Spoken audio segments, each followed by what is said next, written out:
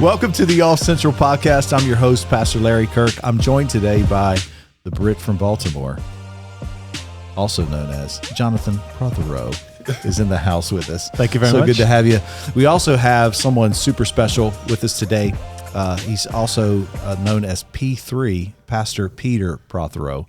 And yes, that is Jonathan's dad that we're talking about today. Hi, Dad. So good to have you. So the last time we did this, I think you weren't here on that interview. I'm not sure what you were doing. Oh, no, I do know what you were doing. You were on your honeymoon. Oh, never mind. I remember that. Yeah. Never mind. Yeah.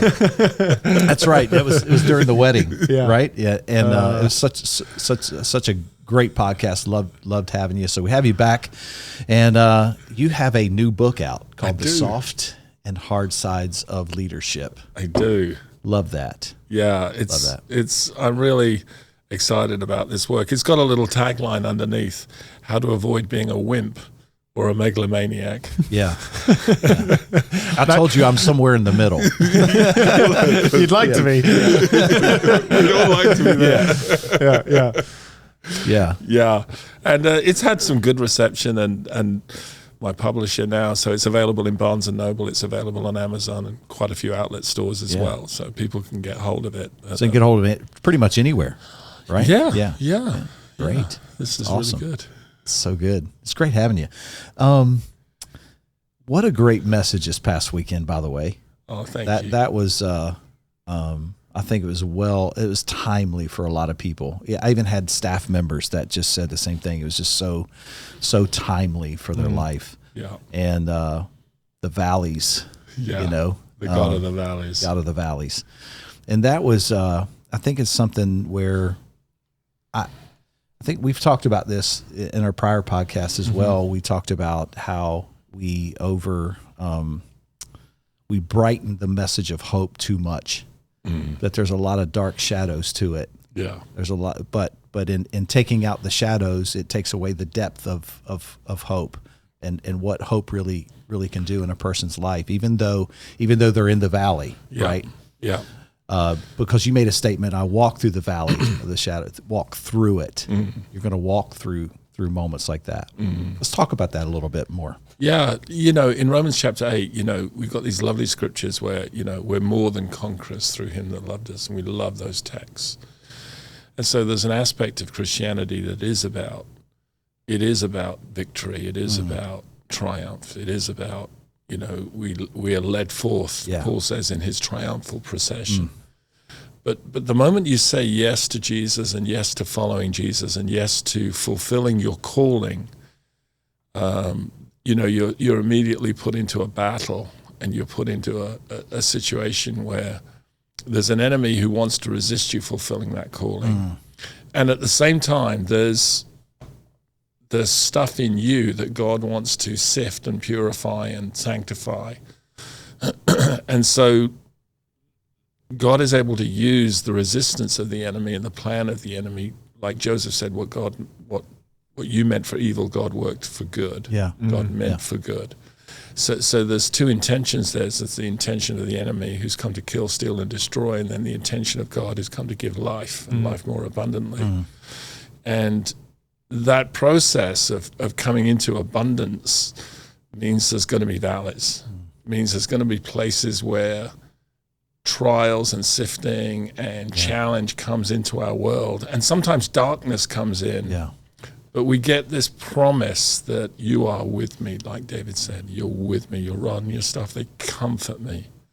So it's not like we're abandoned in the valley, but rather, the cross is all about Jesus goes through something and comes out the other side victorious.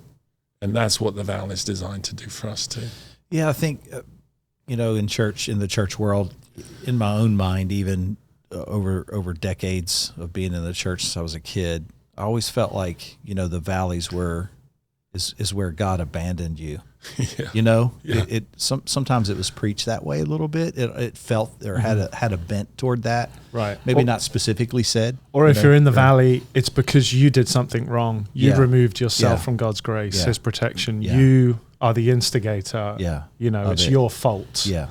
and you need to rectify whatever you've done in order to get back on the mountaintop with God. I think that's often how it's presented, or at least how it's felt for a lot of people. Yeah, and experience that way. Right.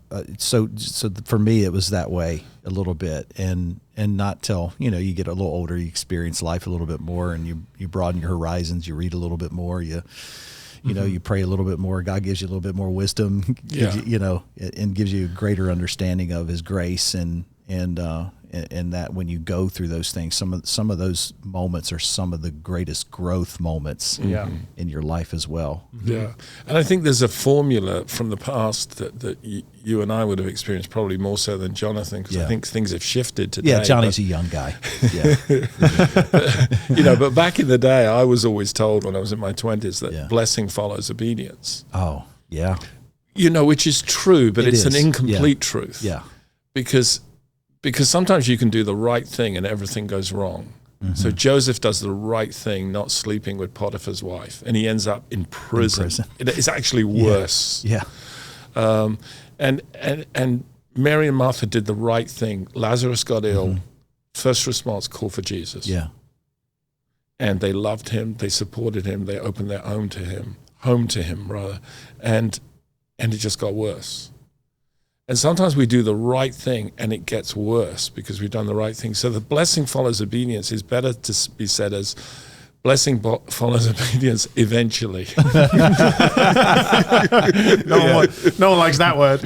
Yeah, exactly. No, and there's this gap. Yeah. And how do you handle that gap? The children of Israel, when they were in Egypt, Moses had to say 10 times, let my people go. Yeah.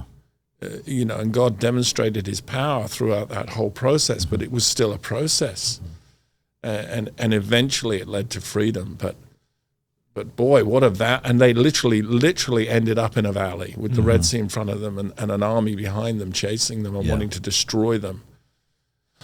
And Moses had to use the authority that God had given him to make a way forward. And that's one of the keys, I think, that we use. We go from strength to strength in the Valley of Baca, that we use the authority God has given us to push ahead, despite the pain, despite whatever it is we're going through.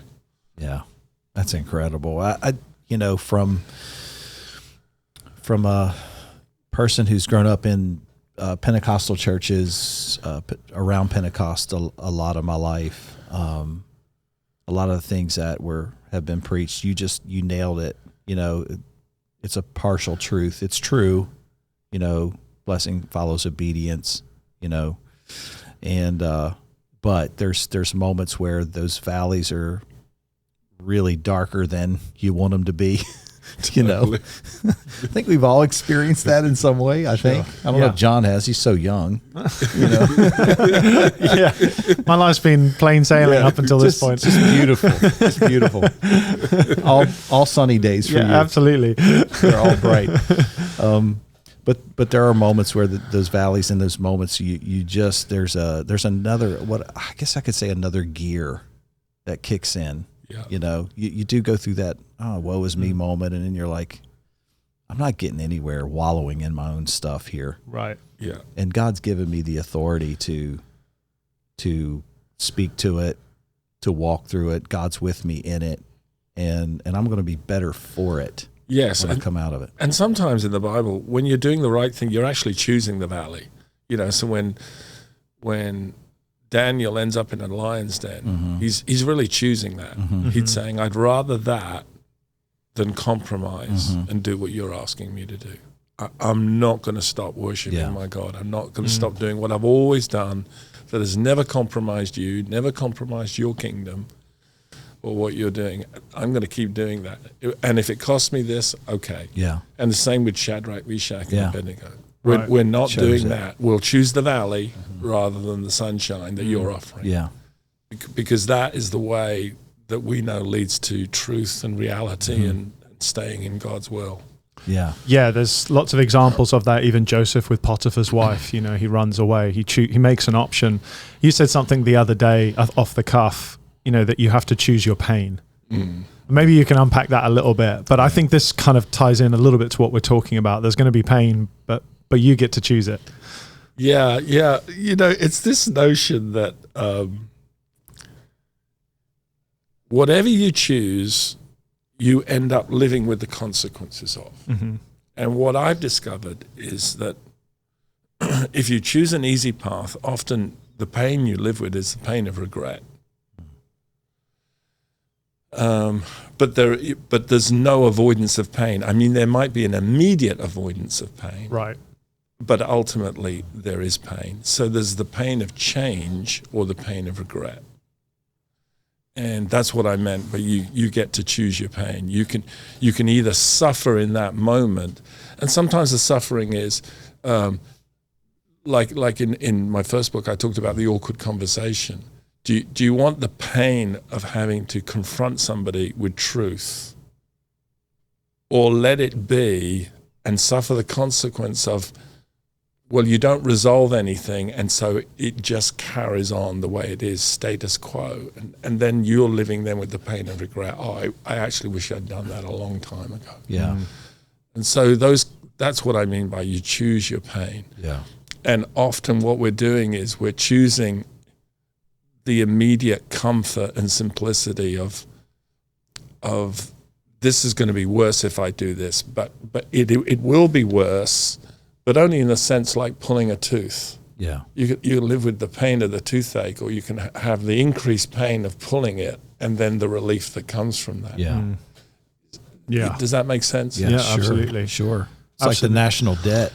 Just keep kicking the can down the road. It's going to get better, guys. I'm telling you. Why'd you have to make it political? No, but it's true though, right? That's exactly what he's talking about. Well, you're absolutely right, because think about this. When people come into political power, they basically got 4 years. So nobody is thinking 40 years ahead. Right. Everybody's thinking, especially when 2 years have gone by, maybe 3, and elections are coming up. It's like, what can I do now that's going to make people happy and want to vote me back in again? Yeah. And so everything becomes very short-term goals. And like you said, kick it down the road. Yeah. Let someone else deal with this later. It's so much more pain though. It's so much more pain. Someone has to pay. Yeah. And that's the point. Yeah. Somebody will pay. Somebody will pay. Yeah. Yeah. So you talked about in your message as well, and this is something worth unpacking. David didn't fight differently or fought. You said he thought. So Yes. from the F to the TH. Yeah. If you're not picking that up on my microphone, Yeah. he didn't fought differently. He thought differently. Yeah. And I think that's what has to happen in the valley ultimately. That is it. Am I right in saying that's what God wants? He wants you to begin to process and think differently. That's ultimately what it comes down to, is change. Totally. And, repentance comes from the Greek metanoia, to think differently, to change your mind. That's right. And so repentance is a lifestyle. Mm-hmm. Thinking differently, and in that illustration I used about David, how did he think about himself? And then how did he think about the enemy? And then how did he think about God? Mm-hmm. And when those things start to come into alignment in a healthy way, that's when you start getting levels of breakthrough in your life. But if you see yourself wrong, and you see God wrong, and you see the enemy wrong, the enemy is bigger than he really is. Goliath was big, and for Saul and the armies of Israel, that was intimidating. For David, it was like, that's a huge target. Right. Right. I got a sling and Yeah. a stone here. Yeah. That's a huge target. I can't this. Yeah. Yeah. It's a completely different way of processing it. Yeah. Totally different way of processing it. So I think the battle is in the mind. Paul talks in 2 Corinthians 10 about how the battle is there, that we have to cast down imaginations and every high thing that exalts itself against the knowledge of God. So for Paul, there was an understanding of who God was, and then there's something that's trying to get higher, trying to get bigger, and so sometimes we can talk about our problems, and it's like just our language makes our problem huge. But then how do we talk about God? And how do we talk about the power of redemption? And how do we talk about the power of engaging in battle in a way that brings about some victory? And what we tend to talk about is an expression of what is capturing our heart and what we're focusing on. Yeah. And I think that's why worship is so powerful, where Psalm 8 talks about how praise silences the enemy and the avenger. Out of the mouth of babes and infants you've ordained praise. to silence the enemy and the avenger. Right. And because what does praise do? Well, it just makes God bigger. I mean, it doesn't make him bigger in the ultimate sense of the word, but it makes him bigger in our hearts, in our minds, in our thinking, in our experience. It makes him bigger. It's like, okay, this problem doesn't look as big now. Yeah, you went a little deeper with our staff the other day on David, which I thought was incredible, that those who are listening and maybe attend here at Central didn't hear this part, but and it went back to what Pastor Jonathan was just saying about his thought, how he saw himself. And I think you started off with, he saw himself as a servant first. Yeah. It comes twice in that text, doesn't it? Yeah. Your servant, the servant of the Lord, your servant. Yeah. And that's how he saw himself, as servant to the purpose of God. And I thought, wow, that really struck me. That's just his posture. Not that I'm this great warrior, but I'm a servant to God's purpose. Yeah. And that's why I can take on this enemy, because he's defying the armies of the living God. Yeah. And I think, wasn't that, we're all in ministry. We've been lucky in the sense that, God's called us into this type of ministry. Everybody's called, but you know what I'm saying? This type of vocation that we find ourselves as pastoring, and now you're pastor leader and world traveler and ministering to pastors all over the world and equipping people. That's how we all saw ourselves, I think, at the beginning of this, just to serve. Mm. We postured ourselves in a place for God to use. Mm. The end of my goal of serving as a teenager in my early 20s was not to pastor a church. That wasn't my end thought, my end goal. It was just to serve the purposes of God in the moment. That was exactly the same for me. Yeah. That's exactly, I went to Bible college because I just wanted to know God more. Yeah. And what can I do to serve? And that road led me on a road where eventually I became ordained, and I did serve as a pastor. But that's not how I started. Right. It was, I just want to serve God. Yeah. Yeah, and that was the beautiful part about, even Jesus, I came to serve. Yeah. The heart of the posture, the heart is you're posturing yourself as a servant. Someone is to be willing to do whatever you're called to do in the moment, whether it's to kill a lion or scrub a toilet, and serve. If you take that posture, you can't do that without humility. Yeah. He humbled himself. Yeah. In Philippians 2 and became a servant. Yep. Mm-hmm. And so, they're sort of axiomatic. Right. The call to servanthood is a call to humility, and the call to humility is a call to serve. Mm-hmm. And so that postures you in a good, healthy place with God and with other people. Paul says, don't think of yourself more highly than you ought to think, but think soberly. So, and then in Philippians 2, he says, esteem others as being more significant than yourself. He doesn't mean see yourself as insignificant. Sure. Yeah. You're meant to see yourself as significant because you're a child of God. Yeah. Right. But just see others as more significant. Right. Yeah. There's a difference between pulling yourself down in order for others to rise up, and there's a difference between elevating somebody else without having to drag yourself through the mud. Yeah. Yeah. Yeah. I think I said that right. Yeah, you said that right. Yeah, that's a great way to say it. But how do you deal with Jesus saying, I haven't called you servants, I've called you friends? Because the master, a servant doesn't know what the master is thinking or what the master is planning, but friends is a whole different level of relationship. How do you think about that? How does that? Yeah, I've spent a lot of time thinking about that, and I'm still in process with it, I guess. But I think it's something to do with friendship is. It's the most unusual relationship you probably can ever find, because with friendship, it's something you choose. With brothers and sisters, you're born into a family. So we're born into the family of God. Mm-hmm. We don't choose, who our brothers, our sisters, our parents, or whatever, siblings. Right. But in friendship, you get to choose. And there's something about the way Jesus is taking us beyond the set of relationships where we have no power over, no control over, into a set of relationships where if we're in that relationship, we choose to be in that relationship. And I think the whole thing about intimacy and friendship is is something that he offers because they've already demonstrated responsibility and servanthood and commitment and all those things that go with that. And I think Jesus says, now I want you to know there's a level where I trust you to speak to me and me to speak to you, where it's on a different level. I think it's something to do with that. Because for me, that's how friendship works. You know, you can have a relationship where you can have colleagues and you can have a boss and you can have people that you're responsible for.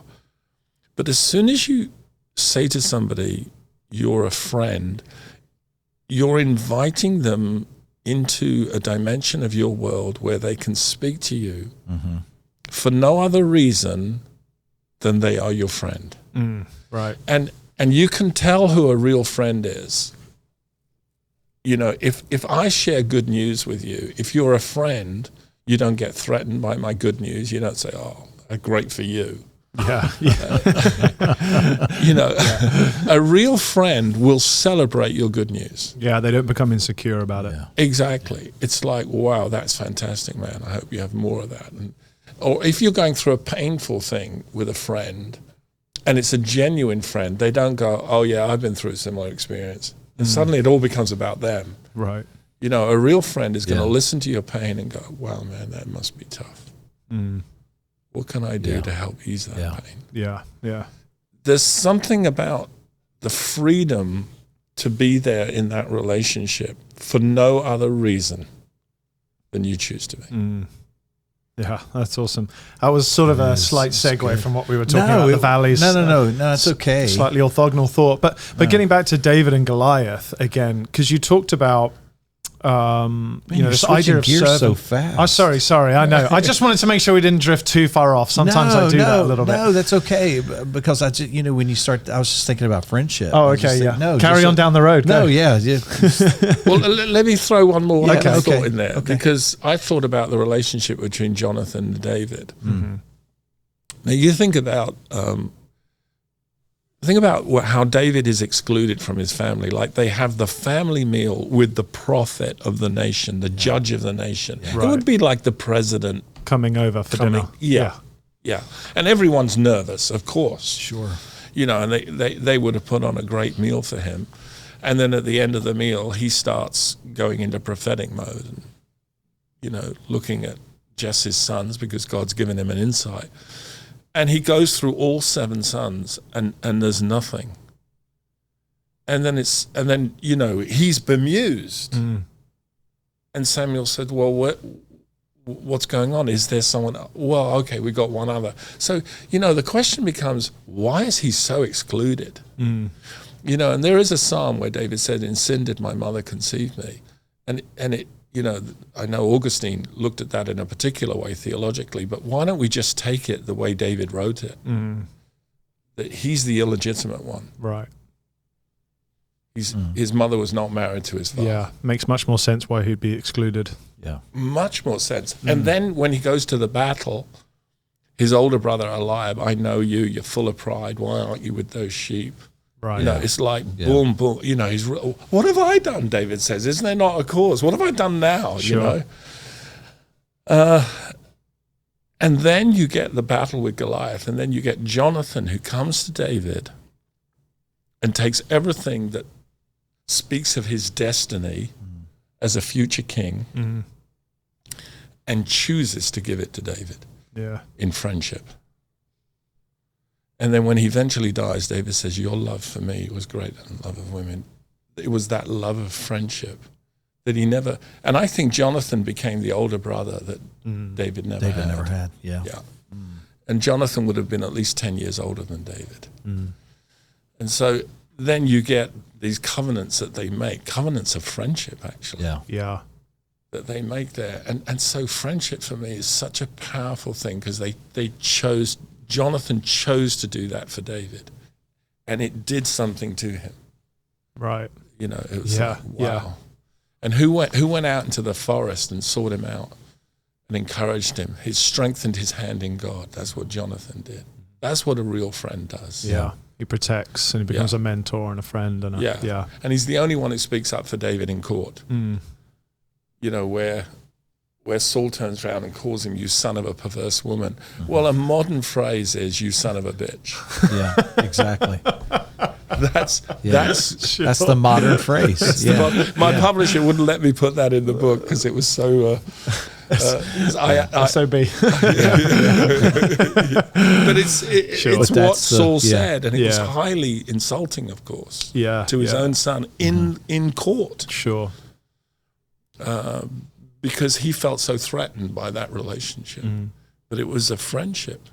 And that's why when Judas betrays Jesus, it's a friend betraying.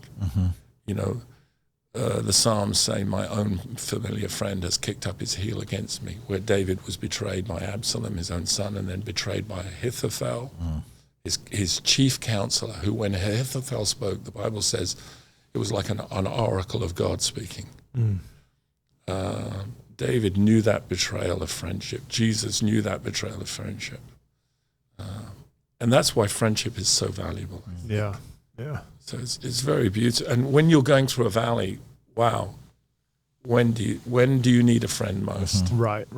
We kind of touched on that last week. We talked a little bit about suffering. We did, yeah. Parallel to kind of this conversation a little bit, and the tendency for people to run towards isolation in moments of pain or valleys, and for different reasons. I'm a burden on people. Is one thought, or even becoming quite connected to their own pain, and suffering because it's an excuse and a justification not to move on with life. I don't have to face life. I don't have to face issues, and I can use my pain as a justification for that. And so people become quite addicted to it.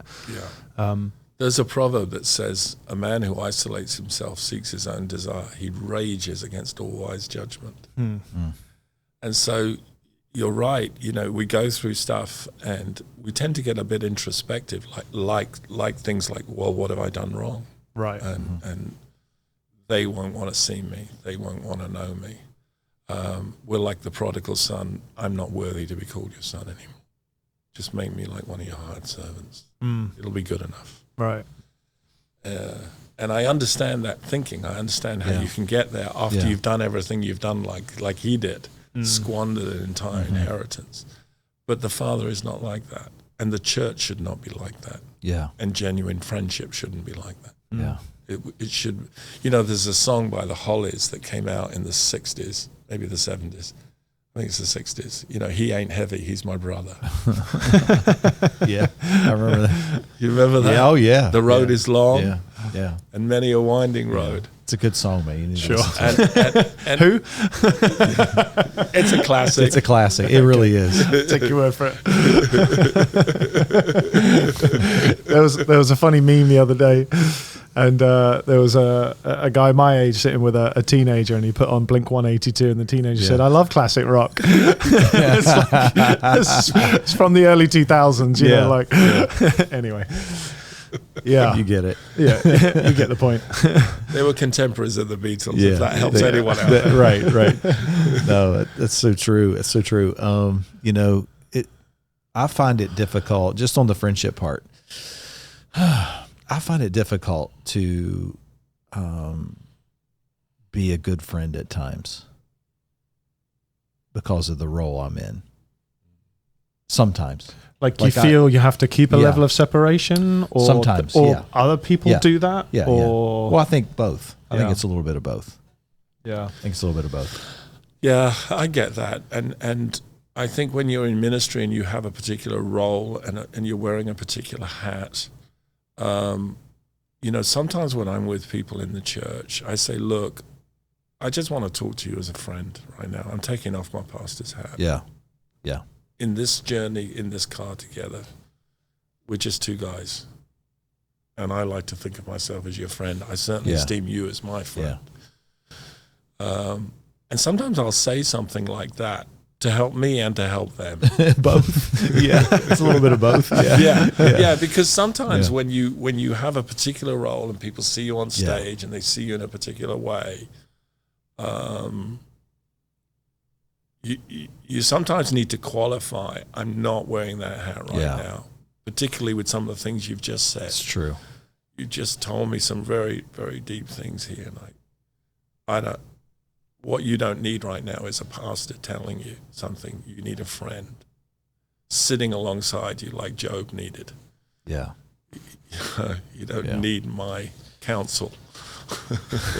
Right. Well, I find out I'm a better friend people that don't go to my church. Yeah, sure. I'm Shane Willard's a really good friend of mine. We can talk about anything, say anything. There's nothing left on the table, when in our conversations. Sure. You're not as guarded. Yeah, not as guarded. Sometimes as you feel like you need to be. Yeah, sure. Yeah. Sure. And so sometimes that's a real contrast. Like my heart is like a little twisted with that a little bit, when not in a bad way, just conflicted, maybe is a better word. Conflicted with it, with friendship, even among staff. Like I've been with my staff for some of them 20 plus years. They grew up in really probably a leader at the time when they were kids, so developed the long-term friendships and stuff like that. So sometimes that's even difficult to kind of wrestle our way through. Yeah. As well. Separating out stuff is tricky. I remember there was a time when Jonathan went through a difficult season, and I said to him, Jonathan, I'm not going to be your pastor in this season of your life. I'm just going to be your dad. Yeah. And I had to make a conscious decision to do that, and it left both of us in a vulnerable place. It left me in a vulnerable place because I was trusting others to do that. Whether they did that well or not, and it left him in a vulnerable place as well because I was surrendering leverage that I had. Other than my leverage as a father who loved him. Yeah. So that all of this stuff gets tricky. Yeah. It does get tricky, but it's worth the risk, I think. So in the church that I've led, there's probably, just a few people who I would call real friends. Yeah. Where I would, just put things on the table. It's not that I'm not close to other people. I am, and I love them, and I care for them. Yeah. But you do have to be selective, and you're not selective in the sense I choose you and I reject you. I think it's something very unique and organic. It talks in Samuel about the soul of Jonathan was knit to the soul of David. And it's like, can you choose to make that happen? Well, in one level you can, but in another level it's very organic. You just know when it's happening. Yeah. We sometimes talk about how you click. Sure. And it's like, wow, this is great. And maybe that's why Shane and I click so well. Yeah. We have such a dodgy past. You like both our families. You do both have not so much us, but our families. And what a testament to the grace of God that you both come through the way you have. And I love that. Yeah. But I find myself attracted to that. So I get on really well with Shane as well. Yeah. Partly because of the theological thing. Sure. He's got a great mind. Brilliant. Yeah. And I'm a deep thinker, and I love to interact with that. But also his humor, it's like it's there. Yeah. And that's why I think we hit it off so well. We have that mutual friend, and now that we've been developing friendship. And it's like, That's right. That's right. Yeah, I didn't want to sidetrack everything, but I think that's a better rabbit trail to go down than what we had planned. I've always said I think it's actually harder, or just as hard, to find friends as it is to find a partner in life, or to find a spouse. I think it feels like almost just as much time and effort and as much chance, to cross paths. Like it's taken years, I would say, even moving here, leaving family, friends, everybody. It took 4 years before I was like, oh, I have a friend. Yeah. And it's not that I'm not friendly with people. I don't have friends. Sure. But we're talking about that different level of somebody who you feel comfortable being vulnerable and open. There's no airs. Yeah. That's a really difficult thing to find, a genuine thing to find. Yeah. It is. I just think it is. It's really difficult. The thing, when you think about it, it's like, I want to be able to speak into someone else's life and tell them as a friend what I see. But when you don't get it back, like, come on. Yeah, then you just become the pastor again. Then I just become the pastor again, you know. And I think that's what you talked about when you're driving up the road. You need to say, hey, as a friend, let's, you know, let's take off the hats and, you know. Yeah. And even though you may respect and honor the position that I'm in or whatever, but also, you know, be a friend. Tell me something that I don't see as well. Yeah. And I guess we serve each other in that way.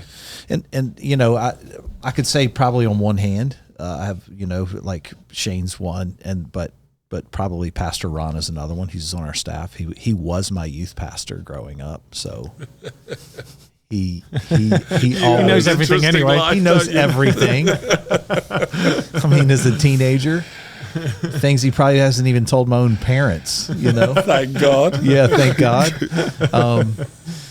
So PR has always been that kind of person too, because he'll come in my office and close the door behind him and say, "Hey man, I got something to tell you." I'm like, "All right, man, what'd I do, or what didn't I do?" You know. So he's really good about that, which I so appreciate that, though. I really do. Yeah. I'd much rather be told up front, like, "Hey, your zipper's down," than let me go through the whole service. You got salad in your teeth. Yeah, you got salad in your teeth.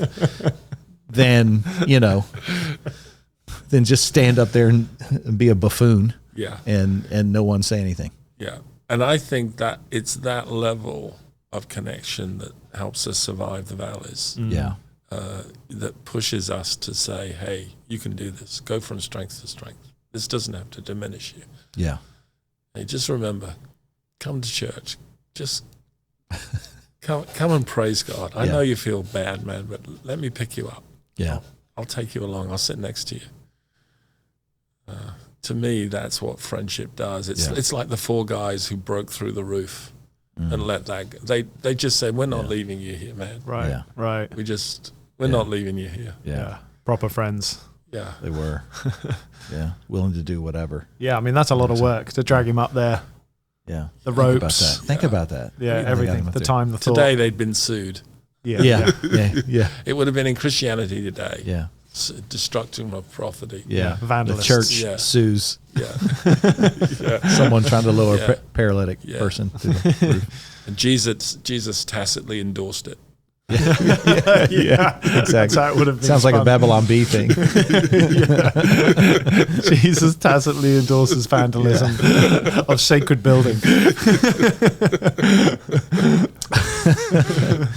You also talked about David, not only a servant, but also he recognized that he was competent as well. Yeah. So there's this servant humility part, but also this I'm confident in what I know what I'm bringing to the table. Well, and not only does he know what he's bringing to the table, he knows what he can't do as well. Yeah. So he said no to some things. Exactly. The armor. He tried the armor on you. I haven't proved this. I haven't tested this.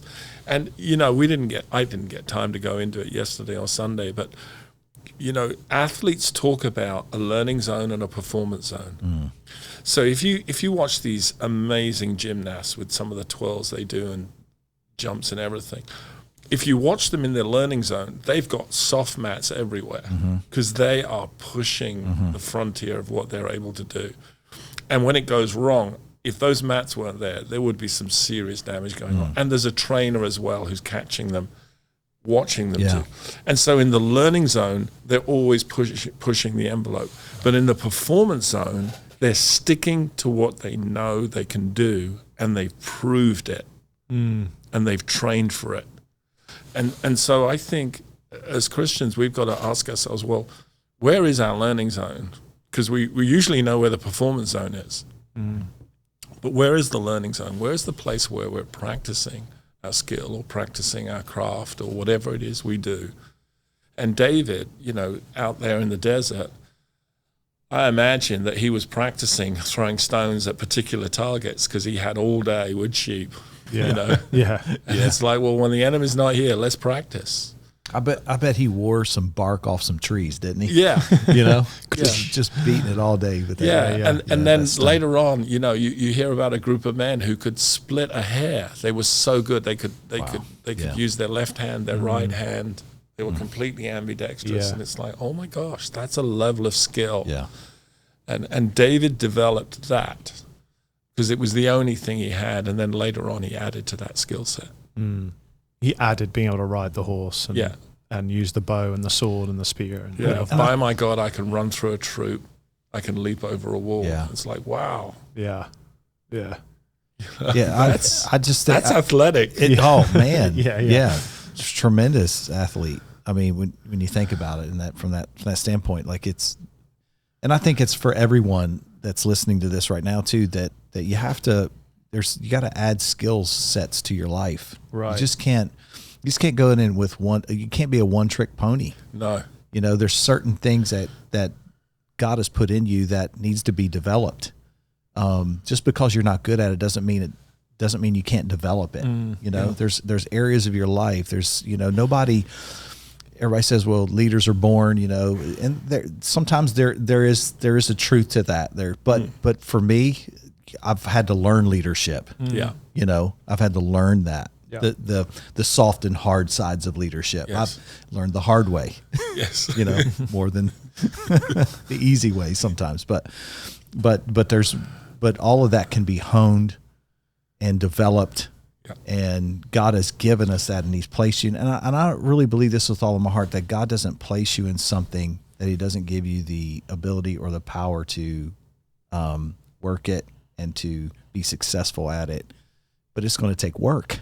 Absolutely. And practice. Yeah. We talked about this illustration the other day, didn't we, from Chariots of Fire, where Harold Abrahams, who was a brilliant athlete, brilliant runner, and he lost a race to Eric Liddell. And right at the end of that, when he's sulking and trying to get over his first defeat ever, Sam Masabisi, who he's asked earlier on to be a trainer, and Sam looks at him and says, in the dating world, it's the guy who asks. He goes, it's not the trainee who asks the trainer. It's the other way around. And then after the race, he comes up to me and says, Mr. Abrahams, I can add one more yard to your ability. And it's like, a yard, which is like a meter, if you're from Europe. That in a race is the difference between coming first and coming second. And it's like, he's got the natural talent, he's got the ability, but with a trainer, he goes further. Yeah. Right. I've studied Roger Federer. Federer, Djokovic, and Nadal have dominated tennis for the last 20 years. Nadal's won 22 top-class matches. So has Djokovic, and Federer's won 20. So those three men have dominated tennis. They've all been number ones for the last 17 years. 900 weeks as number ones. Man. Not between them. Combined, That's crazy. Yeah. It is crazy. But if you look at every single one of them, they have a coach, they have a physiotherapist, and they have a psychologist. Every single one of them has a sports psychologist, has a coach, and has a physio. And one is to help them with their body, but one is to help them with their mind and their thinking, and one is to help them with their training. Where are their weak spots? And what they do is they work in all three areas. They work on their body, honing their body, their physiology. They work on their thinking. What's their mindset when they go into a game? But they have a coach who says, no, this is what you need to practice. In this game, you lost here because you were weak here. We need to work with this, especially against this player, because this is what he's bringing to the table. So you better have something that can handle that. It's like, oh my goodness. Wow. So we're holding these men up as number ones, and they are number ones. Yeah. But behind the scenes, there's a team of people. And if we can get that mindset in the Christian world and in ministry, that actually, we need somebody who's holding us accountable and saying, well, that was a great message last week, but have you thought about this? Where's our training zone? That's my wife. Where's our learning zone, and where's our performance zone? Yeah, that's beautiful. That's very good. There's that quote, isn't it? Like a layman practices something till they get it right, but a master practices till they can't get it wrong. Yeah. And that's always the difference. Is I think it's true in ministry. It's like, oh yeah, I've proved it. You did it once. Yeah. Now keep training with other people, and often we don't bring others into that space. You're absolutely right. That's what makes somebody a real number one player. It's not that they win; it's that they win consistently. That's what makes them a world champion. And anyone can be a one-hit wonder. Yeah. Right. Yeah. But to stay there and consistently perform, it's there's a guy called Ronnie O'Sullivan in the snooker world who is just unbelievable. The shots he pulls out of the bag, the things that he's done, people just can't believe it's possible, but he just keeps practicing. And what people don't realize is that when he was in his mid-20s and he was already winning championships, an old man in his late 60s, early 70s called Ray Reardon, who was a champion in the 50s and 60s, rang him up one day and he said, Ronnie, he said, you're the best player I've ever seen in my life, but I think I can help you. And he helped him with the way he thought, his mindset, and he helped him with his game. Yeah. And, Ronnie's now a man in his 50s, and he says, Ray Reardon is the love of my life. Wow. That's how he looks. He said he's like a dad to me. Wow. And it's just incredible. It's just really lovely, And Paul says to Timothy, he says, well, look, you're not just my co-worker. You are that. Yeah. You're my son in the faith. The language shifts from something that is work-orientated to something that's highly relational. Yeah. And based on I want to be. I think just the overall message of what we just talked about in this whole podcast as we close this out, but is, we always use the phrase, this, and Pastor, this, you've heard this before. You can't do life alone. And I think these are the moments where you just realize that we're all here today because of someone in our life. And you are, whoever's listening to this, watching this, you are where you are because of the people in your life who you choose to be around, who you choose to surround yourself with. And I know for me personally, I've tried to choose to surround myself with people that are smarter than me, and even that are just, whether they're younger than me or older than me, just people that can help shape and mold my life as well. And in that, I've found success in that for my own personal life because of that. And I think it's so important to surround yourself with the Jonathans, surround yourself with not like literal Jonathan, literally. Literally Jonathans. But surround yourself with the right people. And I think Pastor, you've done that, obviously done that your whole life. And it's great that, I just appreciate our growing friendship through your son. And that to me means the world to me. Yeah. And I really, really appreciate that part, that I can glean from that and learn from that and understand a little bit more, someone that's kind of done it way before me. So, well, it's mutual, Pastor Larry. I coming here is like coming home in some way for me. It just feels a great fit. It just feels comfortable. I'm talking relationally now, and just the way I'm received and honored, and it's just easy to be here. And that's, I put a lot of value on that kind of thing. So, thank you. Well, thank you. And again, one more time, the soft and hard sides of leadership. Yeah. Where can they get it again? Well, you can get it from Barnes & Noble. You can get it on Amazon. Target? It's in Target. And Target. Yes. And loads of other reputable bookstores. Yeah. Go online, awesome. Order it online. And what I've tried to do is simplify what good soft leadership looks like, where I talk about compassion, contrition, connection, and then the hard side, courage, conviction, and clarity. All with C's, if you want to preach it, pastors. It makes it easy for us. Thank you. That's amazing. So, any last words, brother? Anything? Peace out. Peace out. Well, that concludes this podcast for this time. Pastor Peter, thank you so much for joining us today. So appreciate you. It's been an honor. God bless, man. And we hope that in some way today this enriched your life.